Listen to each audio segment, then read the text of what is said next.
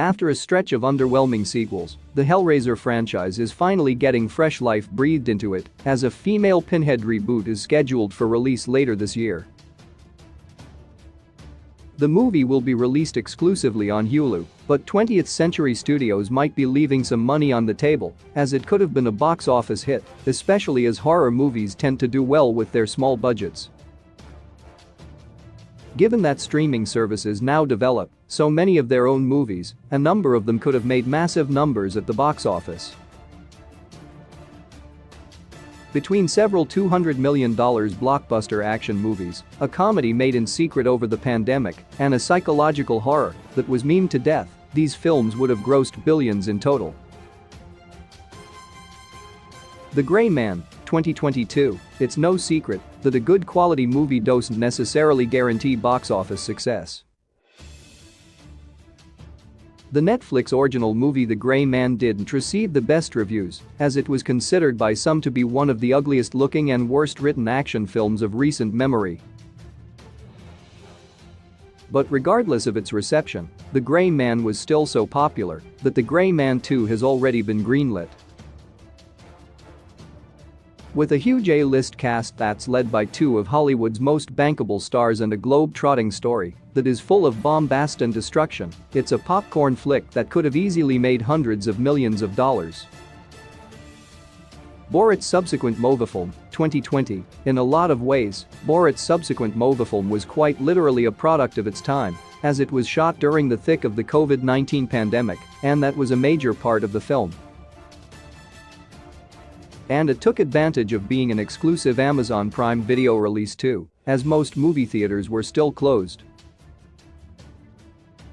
However, even though not everyone loved Borat 2, the film could have been a huge box office success, either by being delayed until multiplexes fully reopened or simply still being theatrically released in 2020.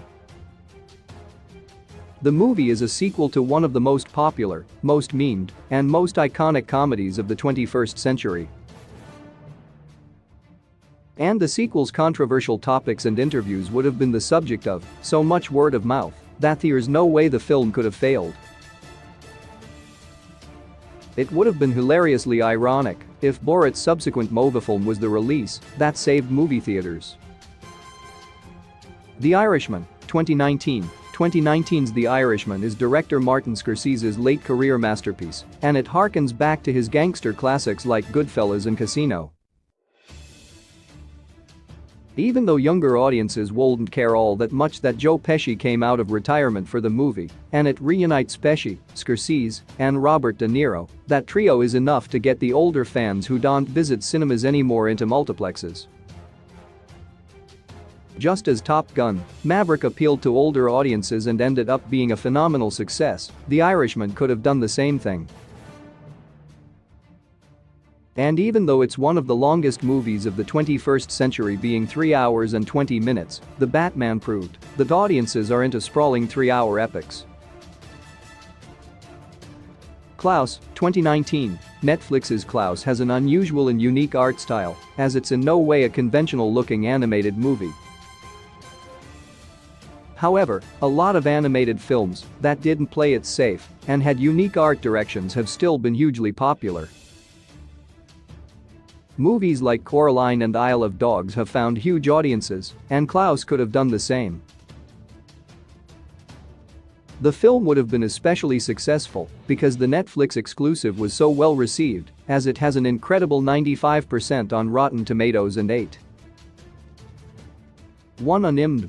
But more than anything, the movie could have made waves at the box office because it's Christmas themed, and there hasn't been a truly classic holiday movie released in years. Prey, 2022. This year's Prey is the most recent success story when it comes to streaming exclusive movies, as the Predator prequel was released on Hulu, and it became one of the most talked about movies of 2022. Not only do fans think it's the best release since the first film, but some even think Prey is better than the original movie. The movie doesn't totally feel like a box office hit, as its non-movie star cast and somewhat lackluster digital effects don't give off an exciting blockbuster vibe. But the story is so well told, and no other Predator movie is as suspenseful. And between the overwhelmingly positive reviews and word of mouth, the film would have undoubtedly done huge numbers. Soul, 2020, Lightyear's performance isn't a great sign that Soul would have performed well at the box office. The 2022 Pixar movie bombed at the box office, but there are several other reasons why, as people didn't entirely understand how it fit into the Toy Story universe. On top of that, potential audiences probably thought that the movie would be put on Disney Plus the same time it was released, as fans were conditioned into thinking that Pixar movies had day-and-date releases. The difference is that Soul is a genuinely great Pixar movie, as it has deep and surprisingly mature themes about mortality and death, and it's enormously entertaining. Given that similarly complex Pixar movies like Inside Out made a massive $858 million, there's no reason why Soul couldn't have done the same. The Witches, 2020. While HBO is generally considered the gold standard of TV, that isn't so much the case when it comes to its exclusive movies. There hasn't been a single HBO Max movie to be a critical darling, but though The Witches isn't great, it could still have made hundreds of millions. The film was originally planned to be theatrically released, but COVID threw a spanner in the works, and it was instead made available on the streamer. The Witches did have an extremely limited release, but such a limited release is just another way to market the movie than to make money. The film is a remake of a cult classic, has the typically great presentation that's expected from Warner Bros. And a starring role from the always bankable Anne Hathaway, so all signs point to it being a box office hit. Red Notice, 2021, Ryan Reynolds and Dwayne Johnson are two of the biggest movie stars working today, and just about anything Johnson stars in will be a huge hit, regardless of how good or bad it is. And putting those actors together in an adventure action movie can only mean huge box office gross, even if the film wasn't so well received. So many Netflix subscribers must have tuned in, as Red Notice 2 is currently in development. As it was undoubtedly financially successful for Ryan Reynolds and Dwayne Johnson's alcohol brands given all the product placement, the film could have been financially successful for Netflix if it was theatrically released too. Bird Box, 2018. In the 2010s, even though movies becoming memes might be insulting for the cast and crew, it also meant that they got more attention from the public.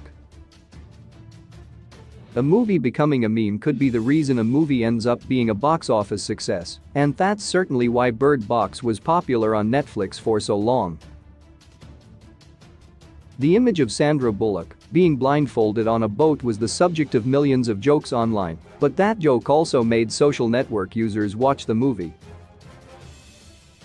Movies usually have a 60–70% drop-off after their first week of release, but Bird Box would have had some major staying power if it was theatrically released, and it'd be all thanks to the memes.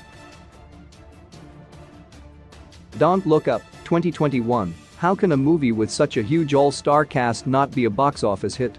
Don't Look Up stars Jennifer Lawrence, Leonardo DiCaprio, Meryl Streep, and so many others. The movie is so star-studded that Timothée Chalamet plays just a tertiary character. And between the cast and director Adam McKay, who is known for his improvised shooting, it's a match made in heaven. The movie did get an extremely limited release, but again, it was simply to promote the Netflix exclusive film. But given that the streamer had a clear hit on its hand, a wide release followed by being available on the platform 2 months later could have been an easy $500 million. It's a move that Netflix could have done for so many of its movies, but it continues to leave so much money on the table.